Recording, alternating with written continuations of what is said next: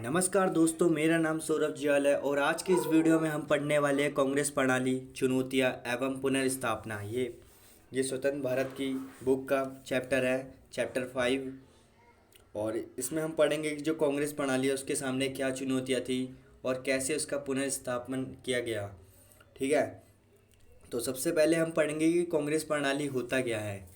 ये जो कांग्रेस प्रणाली 3 चुनाव जीती लगातार 1952 से 57, 57 से 62 और 62 से 67। इसे ही हम कहते हैं कांग्रेस प्रणाली। और इसमें एक चीज़ और ऐड कर देना कि इसमें विभिन्न हित, सामाजिक समूह और वर्ग एक साथ रहते थे, है ना। पहले पूंजीवाद, पहले कांग्रेस को कोई भी ज्वाइन कर सकता था, पूंजीवाद, समाजवाद, अमीर गरीब, तो उसमें वो भी ज्वाइन कर लेना। और इस परिघटना को ही फिर हम कांग्रेस प्रणाली कहते हैं। तो हम इसके आगे की बात करते हैं कि इस चैप्टर में क्या क्या आएगा। फिर नेहरू की मृत्यु आएगी, फिर उसके बाद कौन प्रधानमंत्री बना, है ना। फिर इंदिरा गांधी का प्रधानमंत्री बनना, उस प्रक्रिया को हम जानेंगे। उसके बाद हम जानेंगे कि चौथे आम चुनाव को भूकंप की परिभाषा क्यों दी जाती है। और जो वीडियो है वो पार्ट 2 में होने वाली है। ठीक है, तो शुरू करते हैं इस वीडियो को। अब कांग्रेस पार्टी जीत रही थी, ठीक है। उसके बाद चुनौतियों से कैसे निपटा और पुनर्स्थापना कैसे हुई। अब नेहरू की मृत्यु क्या हुई 1964। याद रखना भाई, सबसे वरिष्ठ नेता और अनुभवी नेता थे जो नेहरू जी थे, ठीक है। नेहरू जी ही थे, इनकी तरह कोई व्यक्ति था ही नहीं जो देश को, है ना, चला सके। एकदम काफ़ी गंभीर समस्या उठ रही थी, क्या भारत लोकतंत्र देश बन पाएगा।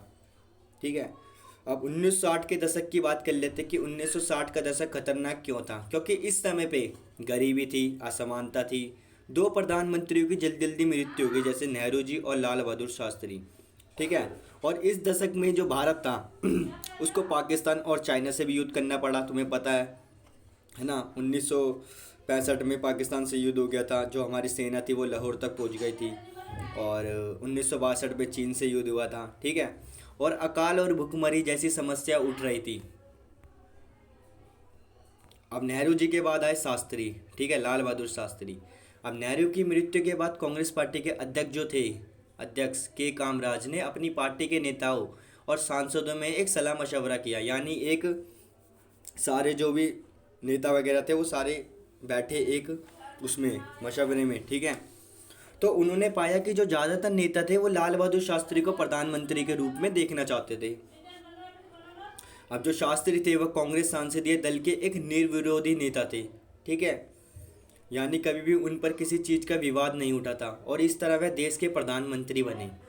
अब शास्त्री जो है वो उत्तर प्रदेश के थे, मैप में भी आ सकता है शायद, ठीक है। और नेहरू के मंत्रिमंडल में जो कई सालों तक मंत्री थे और उनको लेकर कभी किसी किस्म का विवाद नहीं उठता था, ठीक है। अब शास्त्री जो थे उनका टाइम पीरियड प्रधानमंत्री बनने का 1964 से 66 तक है और प्रधानमंत्री रहे, है ना। और इस समय भारत में 2 चुनौतियों का सामना किया था लाल बहादुर शास्त्री ने। जैसे भारत चीन युद्ध के कारण जो पैदा हुई थी आर्थिक कठिनाई, उससे उबरने की कोशिश की गई, ठीक है। और साथ में मानसून की असफलता, ठीक है। यानी अब सूखे की स्थिति रहेगी और फसल मतलब अच्छी नहीं उगेगी, ठीक है। अब 1965 में क्या हुआ, पाकिस्तान के साथ युद्ध हुआ और जो हमारी सेना थी वो लाहौर तक पहुंच गई। तो इन 2 चुनौतियों से लाल बहादुर शास्त्री ने निपटा था। इसके बाद हम बात करने वाले हैं लाल बहादुर शास्त्री जी ने जो भी समस्या थी उनको निजात पाने के लिए एक नारा दिया था। क्या नारा था वो, जय जवान जय किसान, ठीक है। क्योंकि उस समय जवान हमारे लिए ज़रूरी थे क्योंकि युद्ध हो रहे थे और किसान ज़रूरी थे क्योंकि खाद्य संकट हो रहा था। तो उसके बाद क्या होता है, जो 10 जनवरी एकदम टाइम पीरियड के साथ चल रहे हैं।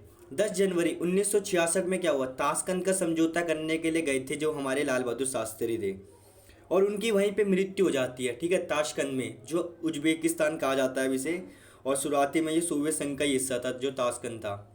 और अब फिर से उत्तराधिकारी का सवाल उत्पन्न होगा कि अब कौन प्रधानमंत्री बनेगा।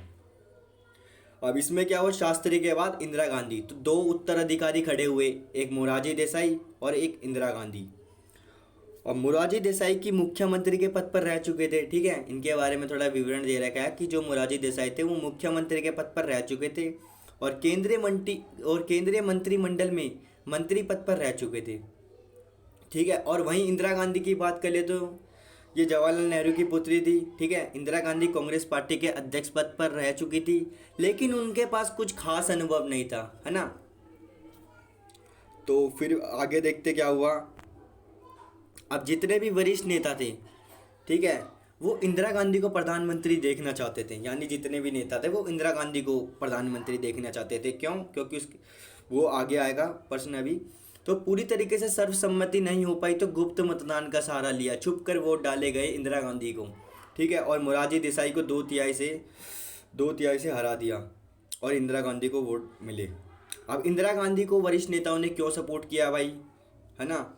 इंदिरा गांधी को क्यों सपोर्ट किया? बल्कि तो इंदिरा गांधी को तो राजनीतिक और प्रशासनिक के मामले में जानकारी नहीं थी, तो इसलिए सपोर्ट किया कि वरिष्ठ नेता जो थे इंदिरा गांधी को इसलिए जिताया क्योंकि इंदिरा गांधी जो थी उसको प्रशासनिक और राजनीतिक मामलों में खास जानकारी नहीं थी, है ना, ना अनुभव था।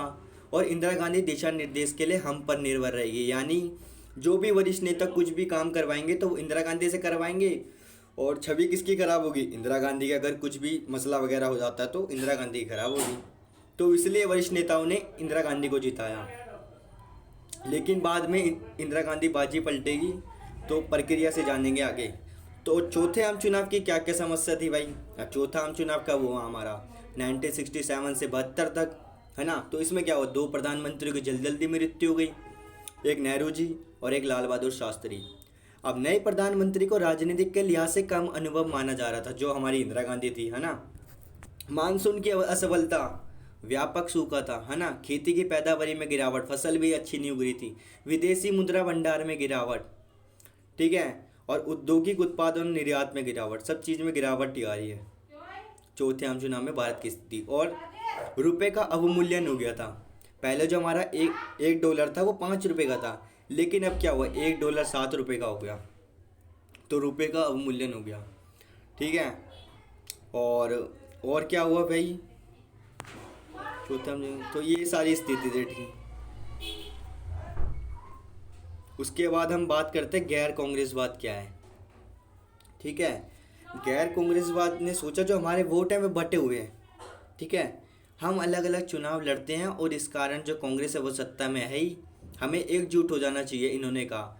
अब जितने भी गैर कांग्रेसवाद की पार्टी थे, यानी जितने भी अनेक विचारधारात्मक वाले लोग थे ना, वो सारे एकजुट हो गए, और कांग्रेस पार्टी जो थी जिसमें इंदिरा गांधी थी वो अलग हो गई।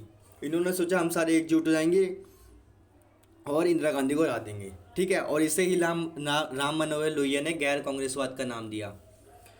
ये देखो लिखा है यहाँ पे, कांग्रेस पार्टी से हटके जो भी पार्टी थी वह सारी एकजुट हो गई, है ना, इस आम चुनाव में। अब चौथे आम चुनाव का परिणाम क्या हुआ भाई? अब बहुत सारे राजनीतिकों ने इस चुनाव परिणाम को राजनीतिक भूकंप की संज्ञा दी। ये 6 नंबर का आ जाता है कि चौथे आम चुनाव के परिणाम की क्या हुआ।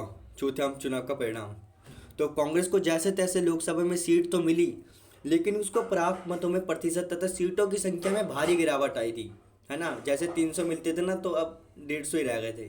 तो ऐसे सीटों की संख्या में भारी गिरावट आ गई। और इंदिरा गांधी के जो मंत्रिमंडल थे, ठीक है, आधे जो मंत्री थे वो चुनाव हार गए। उदाहरण के लिए जैसे तमिलनाडु से कामराज हार गए, के कामराज, महाराष्ट्र से SK पाटिल, पश्चिम बंगाल से अतुल्य घोष, ठीक है। और इसके आगे कौन गया? बिहार से KB साय जैसे राजनीतिक दिग्गजों का हार का सामना करना पड़ा, ठीक है।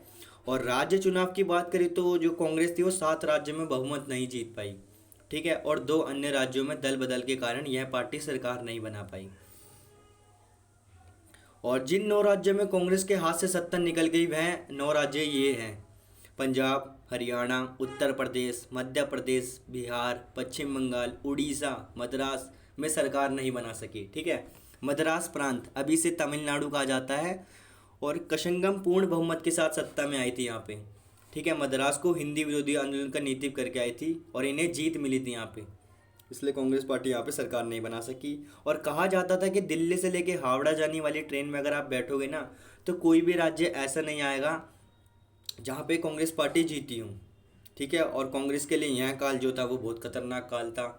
तो मैं इस वीडियो को एंड करता हूँ। उम्मीद है कि आपको इस वीडियो पसंद आई होगी। पसंद आई हो तो लाइक कर दो, सब्सक्राइब कर दो। मिलता हूँ मैं नेक्स्ट वीडियो में, पार्ट 2 लेके आऊँगा। जब तक के लिए bye bye. All the best for your exam.